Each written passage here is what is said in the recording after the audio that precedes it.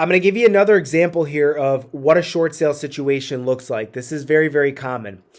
Let's take John. We're going to use John as an example. John purchased his property that he lives in now 5 years ago. Up until this point, everything is going great in John's life. His job is good. He's making a lot of money. His family life is good, etc., etc. 5 years after purchasing the house, unfortunately, John's company is experiencing some really bad economic times, and they lay John off from his job. Okay, and this is very common, guys, by the way. Once you start to see more and more short sales in your lead generation, this example I'm giving you is very common. You're going to see this. So right now, because John gets laid off, he falls a couple months behind on his mortgage payments to his bank. He realizes that his best opportunity in this situation is just to sell his house and be done with it and just walk away and start fresh. John signs on to Zillow, just like every other seller in the world, to figure out what his property's worth. He's looking at comps. He's looking at active Zillow listings.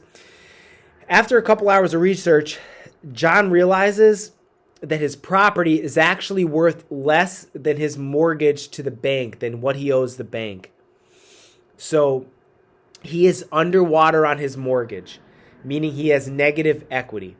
In this example, we're going to say John finds out his property is worth around $500,000, but he owes $550,000 to pay off his mortgage to the bank.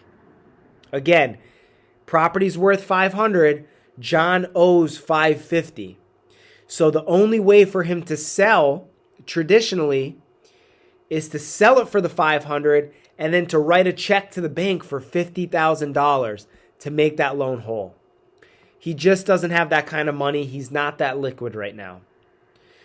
So after doing some research, John realizes a short sale is an option for him. He can apply for a short sale. John applies for a short sale. After going through the short sale process, it gets approved, and John's bank lets him sell for the $500,000 that the property is worth. And best of all, he's able to walk away not owing anything at closing. That $50,000 debt, that deficiency it's called in the mortgage world, that deficiency of $50,000 is forgiven. It is wiped away clean.